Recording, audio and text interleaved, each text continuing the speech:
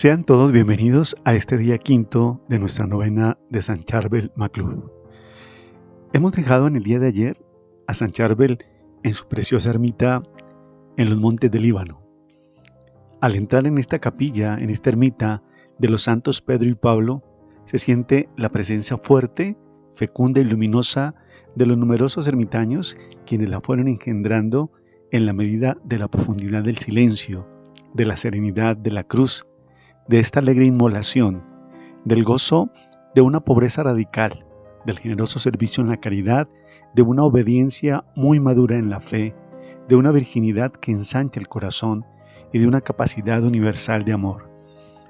Así ellos han vivido esta consagración, irradian la alegría y el testimonio gozoso del Dios del amor. Después de visitar esta capilla, se vuelve con el corazón sosegado y sereno. Sobre esta montaña dorada, en un mar de soledad, Charbel vivió en el resplandor del espíritu de la adoración. Alma fuerte, llamada a seguir a Cristo al desierto y a orar con Él en el monte. Al subir esta montaña, se nota la tranquilidad, la paz que retarda el andar. Qué grandeza de pobreza, qué profundidad de vitalidad. El solitario llena su alma de los misterios del cielo y Dios habita en su corazón como en el sagrario, y todo lo creado lo ve como un espejismo, como una sombra. Charbel decía frecuentemente, Dios dispone así, Dios lo quiere así. Relataba el padre Ananías de Antón, Charbel no confía en ningún mortal y no pensaba en nada de este mundo. No hablaba ni de los superiores, ni de compras de propiedades, ni de cualquier otra cosa de la administración de la orden. Vivía en el monasterio o en la ermita como si no existiera. El padre Charbel estaba presente de cuerpo en este mundo, pero su espíritu y su corazón estaba en Dios. Él no hablaba de cosas terrenas y no conversaba con nadie, sino de cosas espirituales. El padre Joseph relata lo que él mismo experimentó. San Charbel sobrepasaba a los ermitaños por la frecuencia de sus visitas al Santísimo Sacramento durante la noche. Le he visto muchas veces humillándose, aniquilándose delante del celestial sacramento. Dejó como los muertos esta vida, todo lo que es físico y material, lo que es humano y lo mortal. El telón del olvido tapó en su interior todo lo temporal, lo terreno, lo sensual. En su presente se fusionó el tiempo y el espacio, se mezcló el alborozo y el sentimiento, la muerte y la vida. Pasaba gran parte de la noche en la iglesia. Su tiempo era dividido entre la oración y el trabajo manual. Charbel no hablaba sino para responder a una pregunta dirigida a él. Su contestación era muy concisa y muy breve. Su lengua era para conversar con Dios y sus manos para trabajar. Todo el resto, como las conversaciones con la gente, la distracción, no tenía ninguna huella en su vida que era de silencio, de retrino y de trato con Dios. Cuenta el padre Ignacio Mixmismani. Él hizo un pacto con su lengua, no decía ninguna palabra sino para la gloria de Dios. Él hablaba muy poco. Era raro que él comenzara una conversación, hablaba solo para contestar. Su vida estaba compuesta de 3 eslabones: la observancia de la regla, las plegarias constantes y el trabajo con sus manos. Y el silencio era el lazo entre estas 3. En efecto, San Charbel amaba la soledad y la amaba de tal modo que hubiera deseado no tener sombra para que no le siguiese a todas partes. Durante todo el tiempo se pasó en el monasterio y estaba siempre como en un retiro espiritual. En la cúspide de este bosque vivía en la ermita, dicen, un santo hombre de costumbres piadosas y ejemplares, a quien el pueblo siempre tuvo en olor de santidad por sus consuelos y por sus afectadas predicciones. Dice el padre Mijael Rami: estuve convencido, y lo estoy aún todavía, de la santidad de este hombre de Dios. Amaba al prójimo por amor a Dios, y él se mostraba solícito y afectuoso, haciendo todo lo que pudiese ayudar y socorrer a los demás. Pero la soledad espanta, y a ella se une la alimentación reducida a un poco de pan seco, el ayuno perpetuo, una extremada austeridad, muchas noches sin dormir.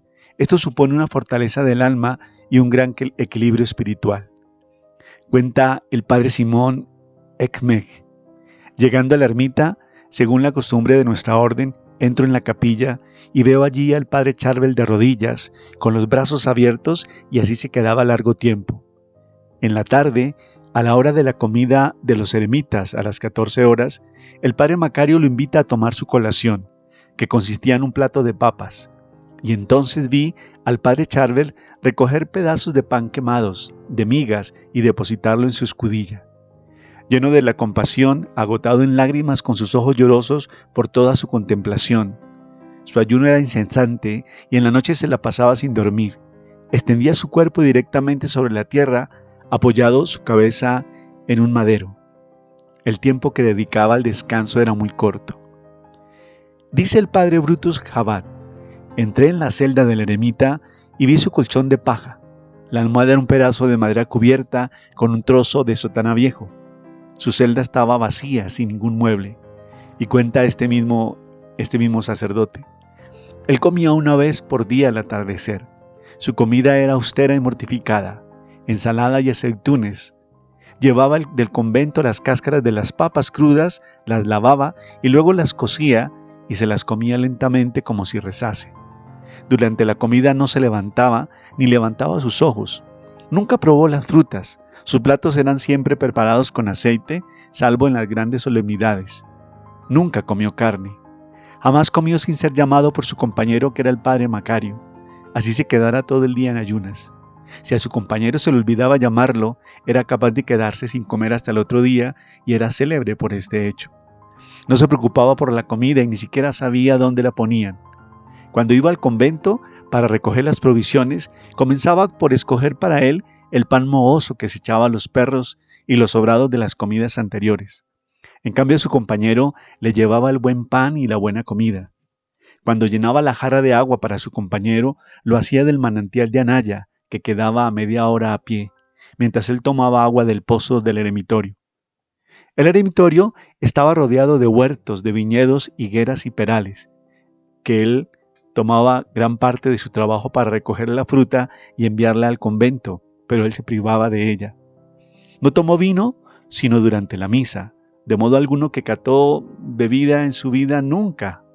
Y con respecto a sus ropas, el hermano Brutus Jabat cuenta: llevaba sobre él un cilicio de pelo y arriba una sotana antigua y muy gastada, de manera que se podían distinguir los hilos. Nunca se preocupó de su vestido, jamás usó ropa nueva, conservaba una sotana gruesa durante el verano y durante el invierno. Pero cuando oraba, trabajaba o comía, se sumía en un éxtasis profundo hasta que su compañero tenía que llamarlo a la realidad. Sobre la alta montaña de la ermita, cuya encima busca su altura, allí se encuentra la serenidad bajo un cielo libanés sereno e inmóvil, en la profundidad sin límite de los valles. Y este solitario espera una plenitud más hermosa y definitiva. El Señor esté con ustedes.